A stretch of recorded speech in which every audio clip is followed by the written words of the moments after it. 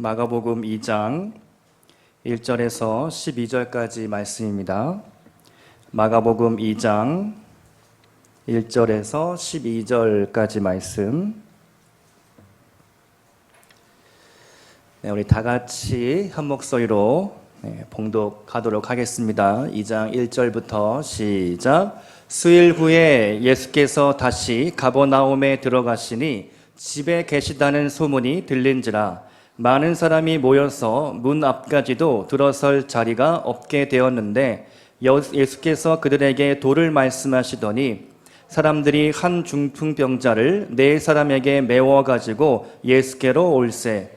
무리들 때문에 예수께 들어갈 수 없으므로 그 계신 곳에 지붕을 뚫어 구멍을 내고 중풍병자가 누운 상을 달아내리니 예수께서 그들의 믿음을 보시고 중풍병자에게 이르시되 작은 자야 내 죄사함을 받았느니라 하시니 어떤 서기관들이 거기 앉아서 마음에 생각하기를 이 사람이 어찌 이렇게 말하는가 신성모독이로다. 오직 하나님 한 분 외에는 누가 능히 죄를 사하겠느냐. 그들이 속으로 이렇게 생각하는 줄을 예수께서 곧 중심에 아시고 이르시되 어찌하여 이것을 마음에 생각하느냐. 중풍병자에게 내 죄사함을 받았느니라 하는 말과 일어나 내 상을 가지고 걸어가라 하는 말 중에서 어느 것이 쉽겠느냐. 그러나 인자가 땅에서 죄를 사하는 권세가 있는 줄을 너희로 알게 하려 하노라 하시고 중풍병자에게 말씀하시되 내가 내게 이르노니 내 상을 가지고 집으로 가라 하시니 그가 일어나 곧 상을 가지고 모든 사람 앞에서 나가거늘 그들이 다 놀라 하나님께 영광을 돌리며 이르되 우리가 이런 일을 도무지 보지 못하였다 하더라. 아멘. 이 오후에 지붕 뚫는 친구들이라는 제목으로 말씀 나누겠습니다. 미국의 시인이자 철학자 랄프 waldo 에머슨은 친구에 대한 이런 명언을 남겼습니다. 오랜 친구들이 주는 축복 중에 하나는 당신이 그들과 함께일 때 바보짓을 해도 괜찮다는 것이다. 공감하십니까? 오래된 친구들을 만나면 중마고 고향 친구들을 만나면 때로는 참 바보 같은 짓을 해도 서로 그러려니 용납을 하게 됩니다. 나이가 들수록 좋은 친구를 곁에 두어야 합니다. 마음을 터놓고 대화를 나눌 수 있는 친구, 내 모든 것을 다 까도 괜찮은 그런 친구, 어릴 적 추억을 나눌 수 있는 그런 친구, 그런 친구가 있을 때 우리의 인생이 행복해질 수 있습니다. 그런데 이 세상에 나오면 친구 되는 것이 참 어렵습니다. 한 번은 제가 이런 일이 있었습니다. 뒤늦게 나이 30이 넘어서 신학대학원에 들어갔는데 처음 사역지에 연결이 되어서 주말마다 파트 전도사로 나아가고 있었습니다. 그때 저에게 맡겨진 부서가 청년부 협동 전도사 역할이었는데요. 그때 제 직속 상관이죠. 회상 말로 직속 상관인 청년부 담당 목사님이 있었습니다. 청년부 규모가 커서 한 그때 100명 좀 넘게 모였던 걸로 기억이 납니다. 그런데 그 청년부 담당 목사님이 저랑 나이가 같은 거예요. 79년생. 친구더라고요. 이런저런 이야기를 편하게 하다가 사무실에서 신기하게 제가 아는 친구와 그 목사님이 아는 친구와 같은 친구가 한 명 있는 겁니다. 공집합이 되는 서로 똑같이 아는 제3의 친구가 있는 거죠. 그래서 그 친구 아니야. 그쪽도 그 친구를 안다. 그러냐 하면서 저도 모르게 막 말을 편하게 놓으려고 하는 순간 그 담당 목사님이 안색이 싹 바뀌면서 죄송합니다. 놀라셨습니까? 안색이 싹 바뀌면서 갑자기 막 거리를 두는 겁니다. 나중에 알고 보니 이 목사님들의 세계가 상당히 세상만큼이나 훨씬 이렇게 위계 질서가 중요하다는 것을 나중에 알게 됐죠. 그때는 정말 전도사 초년생으로서 세상 물정을 몰랐습니다. 그런 기억이 납니다. 세상은 여러 가지를 많이 따집니다. 어느 학교를 나왔냐, 어느 출신이냐, 몇 학번이냐, 여러 가지 경력, 연차 이런 것들을 잽니다. 그리고 자신의 이해관계에 따라서 관계를 설정하죠. 가까이 할지 멀리 할지, 어느 정도까지 나의 삶을 보여줄지 이런 것들을 결정하게 됩니다. 때로는 친구가 되기도 하지만 때로는 원수가 되기도 합니다. 라이벌이 되는 것이죠. 진정한 친구는 어떤 친구일까요? 온 세상이 나를 버릴지라도 내 곁에 남아줄 수 있는 친구, 내가 병들어 누웠을 때 병문안을 자주 와줄 수 있는 친구, 그런 친구가 있다면 인생이 성공한 것일 겁니다. 오늘 본문 말씀에 그런 친구들의 이야기가 나옵니다. 본문 말씀은 마태복음, 마가복음, 누가복음 세 군데에 기록되어 있습니다. 그러나 마가복음에만 네 친구들이 등장하고 있습니다. 본문 말씀을 함께 살펴볼 텐데요. 1절과 2절을 한 번 더 읽어보겠습니다. 1절 시작. 수일 후에 예수께서 다시 가버나움에 들어가시니 집에 계시다는 소문이 들린지라 많은 사람이 모여서 문 앞까지도 들어설 자리가 없게 되었는데 예수께서 그들에게 도를 말씀하시더니, 자, 이야기의 배경이죠. 예수님께서 가버나움에 오셨습니다. 이번이 처음 방문은 아니었던 것 같습니다. 많은 사람들이 소문을 듣고 이제 모여들기 시작합니다. 아마도 처음 방문했을 때 많은 사람들이 기적을 체험했겠죠. 그리고 그 소문을 많이 내자 두 번째 왔을 때 예수님께 많은 사람들이 구름대 같이 모여들게 되었습니다. 어느 한 집에서 예수님께서 강론을 하고 계셨습니다. 말씀을 전하는 것이죠. 하나님 나라에 대해서, 복음에 대해서 선포하고 있었습니다. 자, 그런데 같은 시각에 집 바깥에서는 4명의 친구들과 중풍병자가 예수님의 소문을 듣게 되었습니다. 여러분, 중풍병이 무엇입니까? 요새 말로 뇌졸중이죠. 뇌졸중에는 두 가지가 있습니다. 첫 번째는 뇌경색인데 뇌에 피를 공급하는 그 통로가 막히게 되면 이것이 뇌경색이 옵니다. 또 다른 하나는 이 뇌경색의 정도가 심해져서 뇌혈관이 터지게 되면, 막혔다가 이게 압력에 의해 터지게 되면 그게 뇌출혈이 되죠. 뇌졸중이란 뇌경색과 뇌출혈을 합하는 의학적인 용어입니다. 뇌에 문제가 생기면 우리 몸의 기능이 상실되게 되죠. 우리의 신체 활동이 멈출 수밖에 없습니다. 이 중풍병자가 언제 뇌졸중이 왔는지 우리는 알 수 없습니다. 하지만 꽤 오랫동안 이 병 때문에 침상에 누워 있었다는 것이죠. 침상을 자기의 힘으로 일어날 수 없었습니다. 우리 주변에 그러한 분들을 가끔 우리가 만나게 됩니다. 저의 대학 시절 친구도 뇌졸중이 와서 지금 누워 있는데요. 벌써 한 3년이 지나가고 있는 것 같습니다. 코로나 기간에 백신을 맞았는데 그 후유증인지 어떤 이유인지 정확하게 밝혀지지는 않았지만 뇌출혈로 쓰러지고 말았습니다. 그 1차, 2차 수술까지 받았는데 온몸에 마비 증세가 왔고 지금도 의식이 돌아오지 않고 있습니다. 오랫동안 재활병원에 전전하다가 최근에는 집에서 지내고 있다는 소식을 들었습니다. 그 친구의 장인 어른은 목사님입니다. 목사님 딸하고 결혼을 한 거죠. 그 교회에 가서 아주 착실하게 신앙생활을 열심히 했습니다. 안수 집사의 직분도 받았습니다. 가끔 저랑 만나서 밥을 먹을 때면 밥값을 다 그 친구가 계산을 했습니다. 법카를 사용해서 법인카드죠. 이래도 되는 거냐? 된다.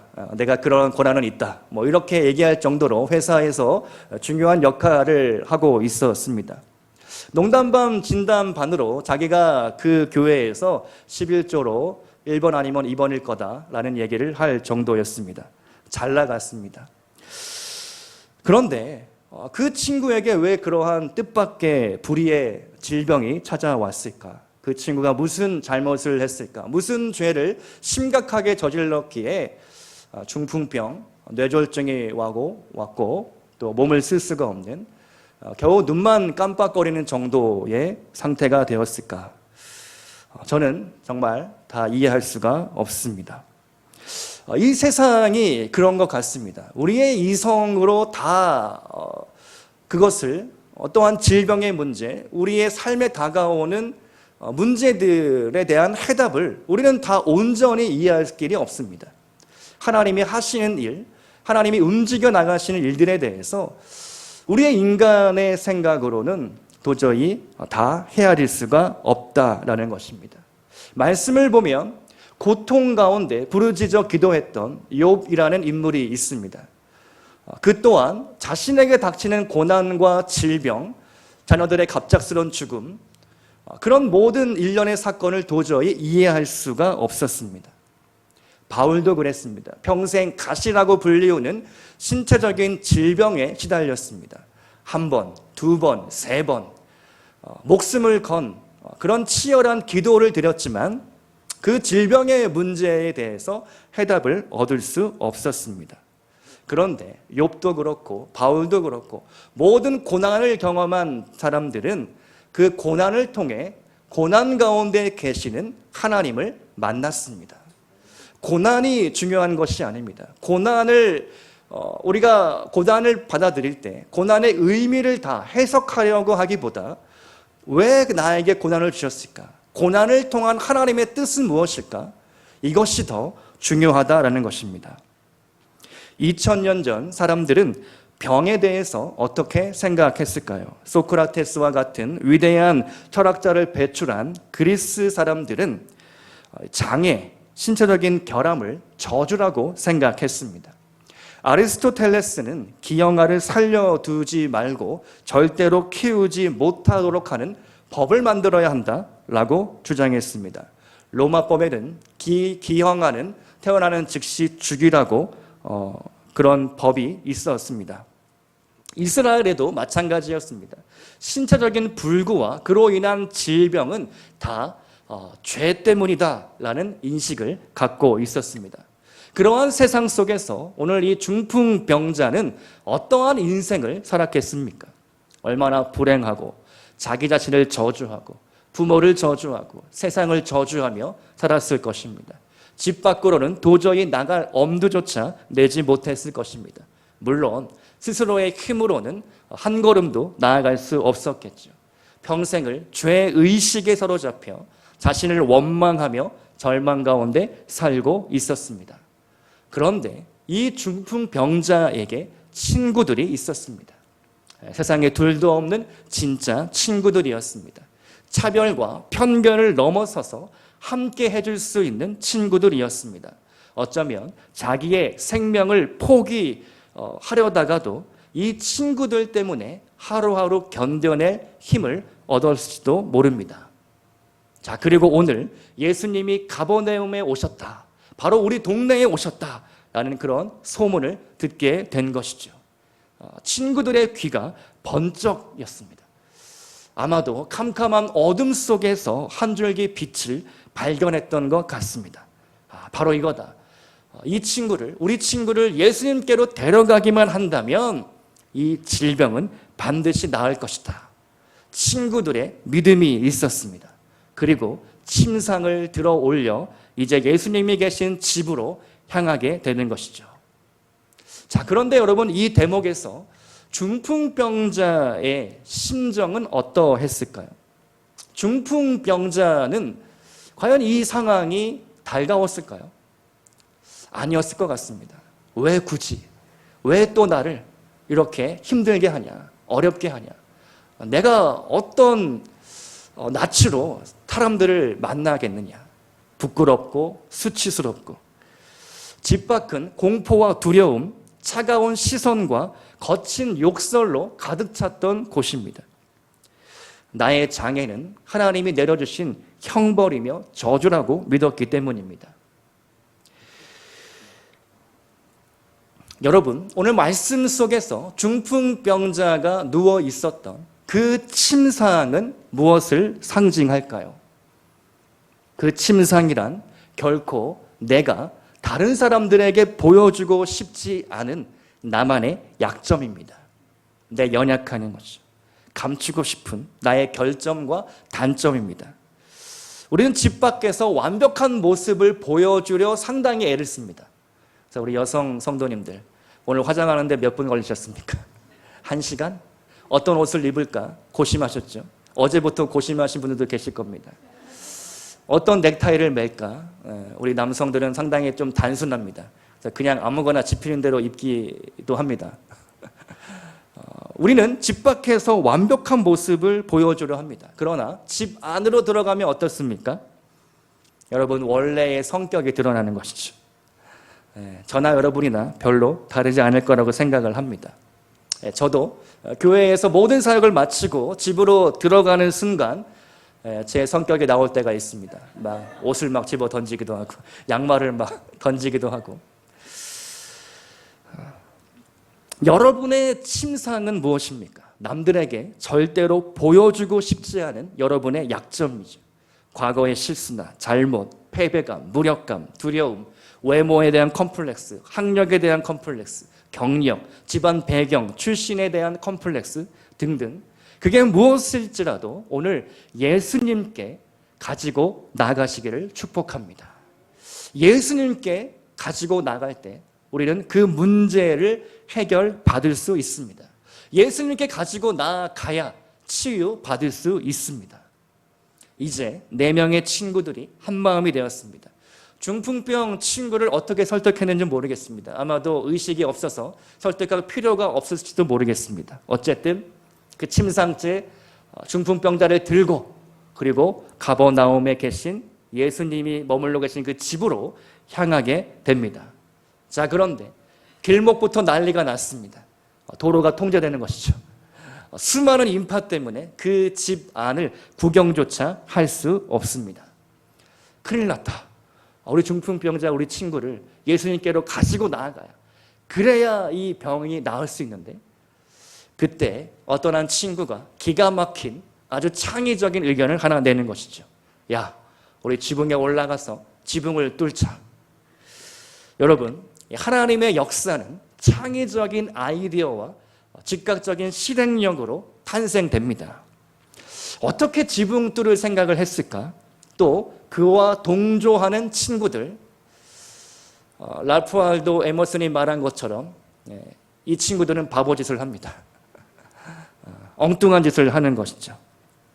자, 그런데 여러분 한번 생각해 보셨습니까? 지붕을 어떻게 뚫었을까? 또 어떻게 지붕에 올라갔을까?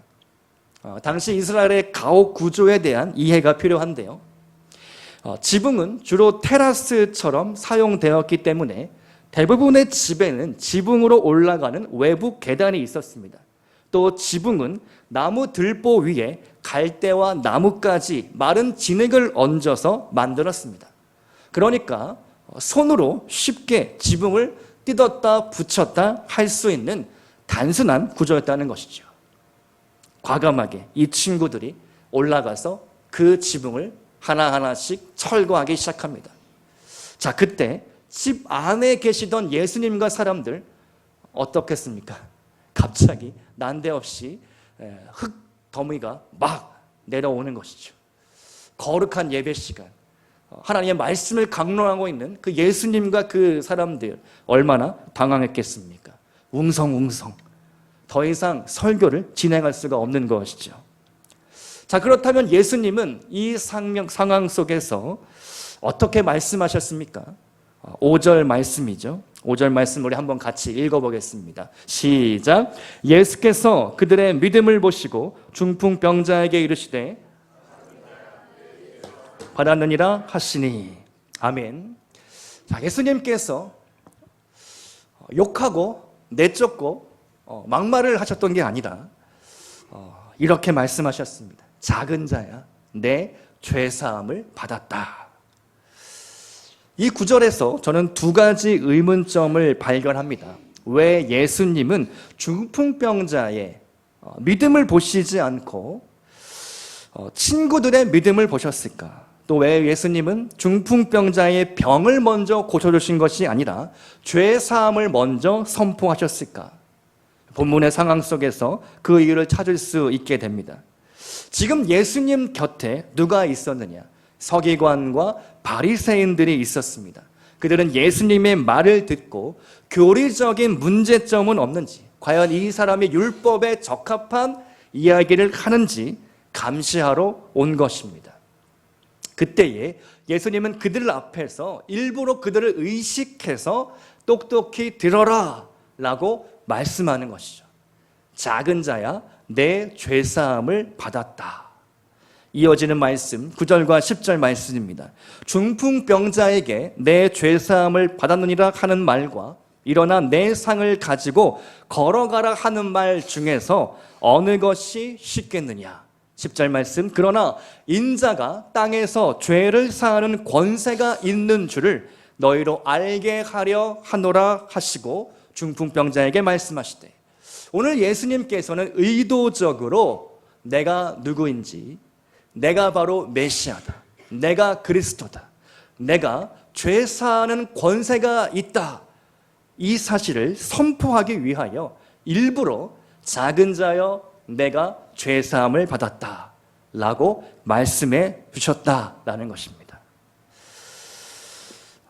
이 의미는요, 중풍병자뿐만 아니라 이 자리에 모인 너희들 모두가 다 구원을 받아야 할 죄인이다, 이것을 말씀하신 것입니다. 너희들이, 바리새인들이 아무리 대단한 의로 포장하고 있어도 너희도 구원받아야 할 죄인에 불과하다, 이것을 말씀하시는 것입니다. 여러분, 우리는 이 대목에서 이 말씀을 우리 자신에게 적용해 보고자 합니다.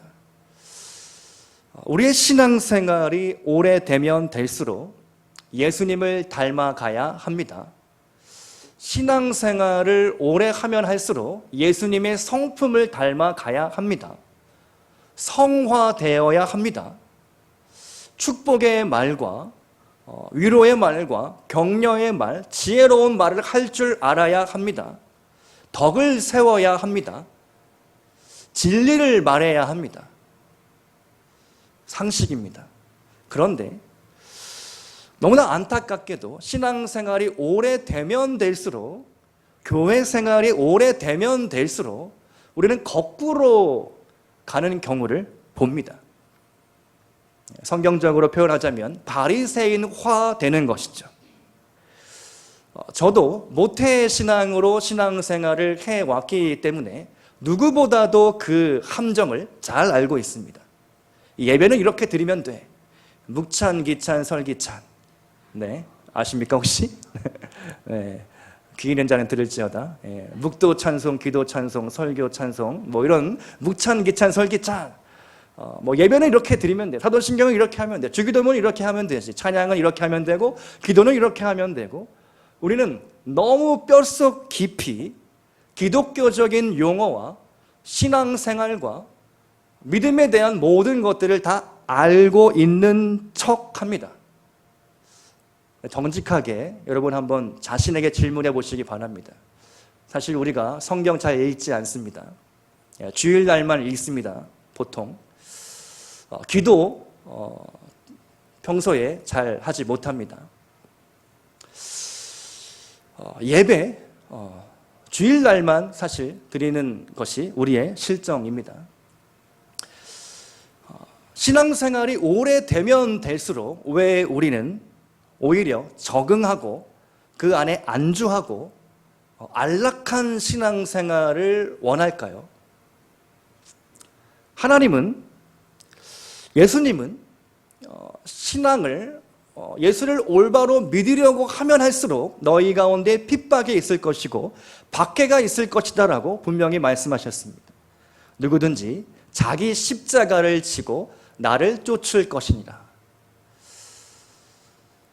예수를 믿는다는 것은 가벼운 것이 절대로 아닙니다.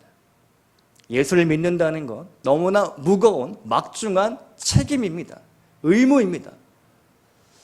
예수를 내가 먼저 믿었기 때문에 아직 예수 믿지 않는 사람들에게 복음을 전해야 할 빚진 마음이 있는 것이죠.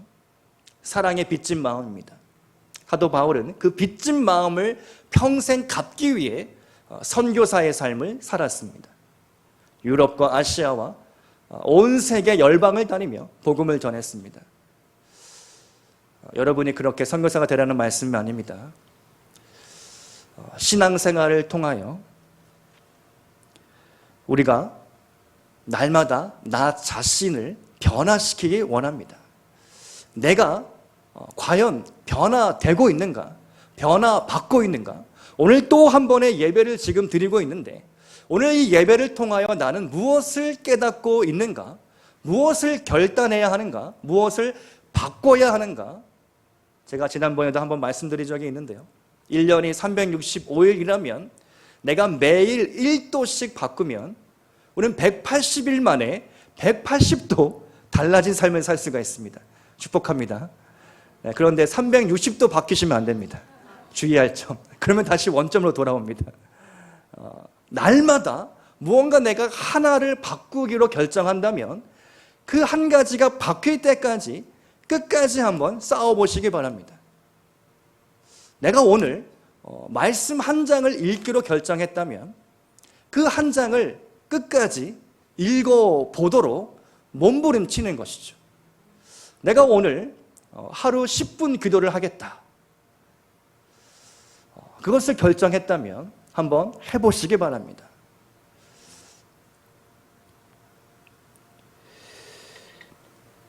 우리는 너무나 신앙생활 속에서 반복되는 예배생활, 반복되는 기도생활, 반복되는 교회생활 가운데 너무나 나태해지고 안락함만을 원하는 그런 신앙생활을 하고 있지는 않은가 한번 돌아보시기를 바랍니다.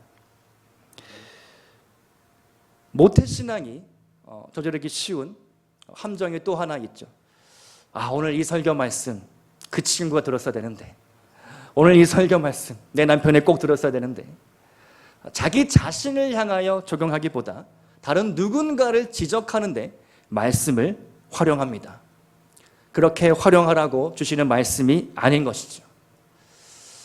설교자는 설교를 준비하며 제1의 청중으로 자기 자신이 되어야 합니다. 이 설교를 준비하면서 저는 이런 기도를 드렸습니다. 이 설교가 나에게 먼저 들려져야 한다. 내가 이 설교의 주인공이 되어야 한다. 내가 오늘 이 중풍병자다. 내가 나음을 받아야 된다. 내가 내 안에 있는 죄로 물들기 쉬운 그러한 마음과 생각들을 오늘 주님께 내어 맡겨야 한다. 이러한 기도와 이러한 고백이 제 안에 있는 것입니다. 여러분, 주님은 왜 중풍병자의 믿음이 아니라 친구들의 믿음을 보시고 그 병을 치유하셨을까? 아마도 중풍병자의 의식이 없었을 수 있습니다. 아니면 도저히 믿음이라는 단어조차 떠올리기 힘들 만큼 완전한 낭망, 완전한 절망의 상태였을지도 모릅니다. 그때의 주님은 중풍병자의 믿음을 보시지 않고 내 친구들의 믿음을 보시고 오늘 이 기적을 행해 주셨습니다. 우리는 이 이야기 속에서 우리 공동체를 보게 됩니다. 우리 구역, 우리 공동체, 우리 교회. 우리가 누군가를 향하여, 누군가를 위하여 중풍병자의 내 친구와 같은 누군가 일어날 힘이 없고 절망 가운데 빠져있는 그 사람을 일으켜 세우기를 원합니다. 공동체의 믿음으로 한 영혼을 구원하는 것이죠. 믿음으로 누군가를 도와주고 세워주고 위로하고 격려하는 그런 우리 잠실빛나 공동체가 되기를 축복합니다. 오늘 말씀의 결론으로 두 가지 적용을 하면 좋겠습니다. 먼저는 여러분 개인의 적용입니다. 여러분의 침상은 무엇입니까? 오늘 주님께서 말씀하십니다. 내 죄사함을 받았다. 너의 침상을 들고 집으로 돌아가라. 여러분의 침상을 통하여 하나님 앞에 영광이 돌려지기를 소망합니다. 내 약함이 자랑이 되고 나의 실패가 간증이 되고 나의 아픔이 하나님의 영광이 될 수 있기를 축복합니다. 내 연약함 때문에 자주 쓰러질지라도 주님이 나의 가장 좋은 친구가 되어주시겠다고 말씀해 주셨기 때문입니다. 두 번째로 우리 공동체에 적용해 보기를 원합니다. 지금 나의 도움이 필요한 친구는 누구일까? 나의 이웃은 누구일까? 오늘 내가 그 친구를 위하여 미친 짓도 내가 하겠다. 지붕을 뚫겠다. 바보짓도 나는 감수하겠다. 라는 것이죠. 그러한 결단이 있으시기를 축복합니다. 그 친구의 이름을 부르며 그 한 영혼의 이름을 부르며 예수께로 인도하는 그러한 믿음, 그러한 구원의 역사가 오늘 우리 교회 가운데 나타나기를 주님의 이름으로 축원합니다. 함께 기도하시겠습니다.